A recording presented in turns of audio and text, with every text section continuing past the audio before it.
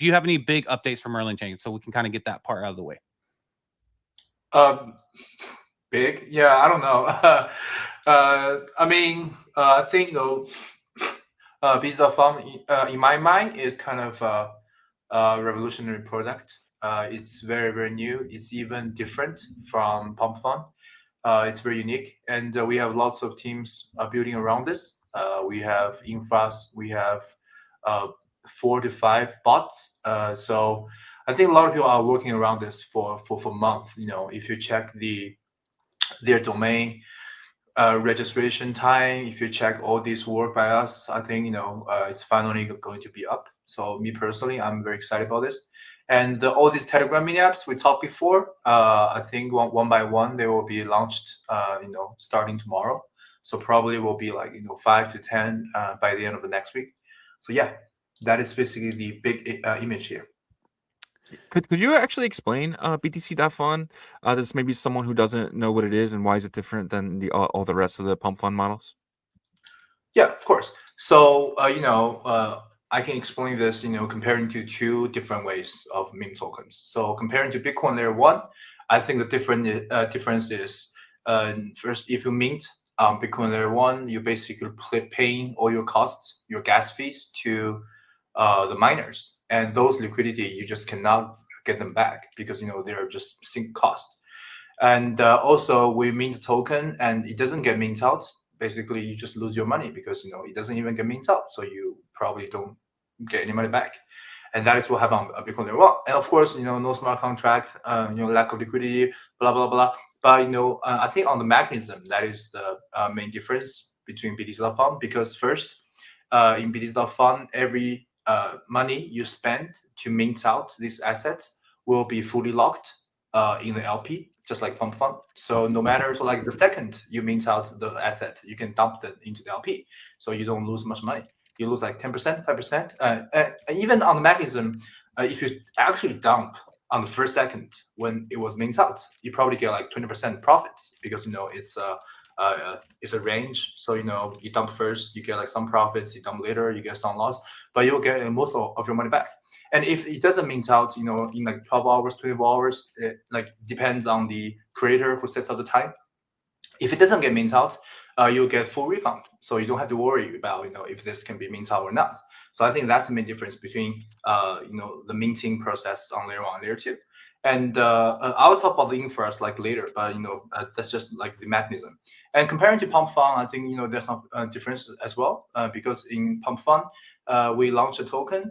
It has bonding curve, so you get there earlier. You have a cheaper price. You get that later. You have a higher price, and then if it gets like mint out, but it's actually not mint, but yeah, you guys know what I mean. So when it gets finished and goes to the decentralized exchange, you can trade from there.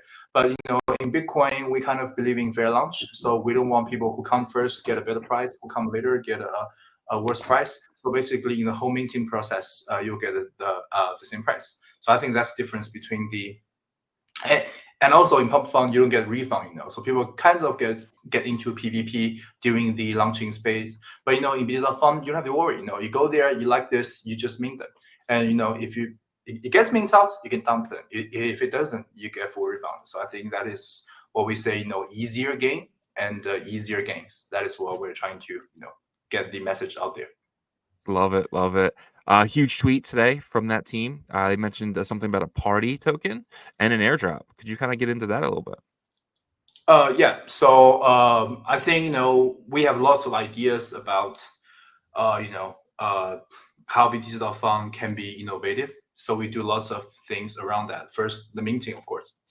Second, we'll kind of add airdrop function in the future. So if you're creating a token, you want to airdrop this to layer 1 no monkey holders, or you want to airdrop these tokens, some of the tokens to layer 1 Ordinal holders or layer 2 Merlin holders. We want to add that function, that ability to the users who create the token. So we'll be testing the airdrop function. We'll be testing the Twitter bot function. So in the future, if you create a new token, you can actually create a bot on Twitter. So you can talk to people, let them know what's going on with this token, what's the spirit behind that. So we're testing that as well. We're testing the Telegram mini apps built for BTC DOT FUN. So if you go to Telegram, you try these mini apps, you can play some games there, you can do some minting there. So basically, we're doing all these future functions. Not necessarily going to be on day one, but we're testing all these future functions with this testing token, and it's a BRC20 token. I'm always a fan of BRC20, even though I admit runes will be the king, will be the fungible token standard for Bitcoin right now. Half a year ago, I already concede, but I still love BRC20. So I think the team picked BRC20 token 5 byte party.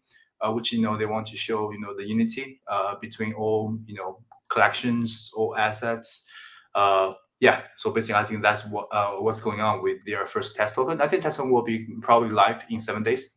So yeah, we can go there, check our if we can get airdrops. Yeah. The snapshot has been taken for over 10 days, so everything is set. So, okay, so my final question on this would be, if I have a node monkey on Bitcoin layer 1 and that's part of the airdrop, not saying it is, I will get the airdrop on Merlin. So all I have to do is go to Merlin and it'll... No, you will get your airdrop on layer 1. You just go there, connect your wallet, 0 fees. You don't have to sign for any transaction. The BRC20 inscription will be airdropped to your layer 1 Bitcoin address. So you don't feel... Interesting. That's interesting. Will the airdrop feature be available? I'm not sure if you know this, but for if I wanted to create a new meme, or is it only kind of to kick things off? Okay. Yes. Gotcha. Is this going to be insanely expensive to do? Because we know Unisat spent insane amount of money on their airdrop. Yes. Okay. So that's why we tested first. Yeah. Gotcha. I want to ask Eric a question, because Eric recently, learned about BTC DOT FUN and how the mechanics work, and I know you're probably still learning about it, Eric. But what do you think about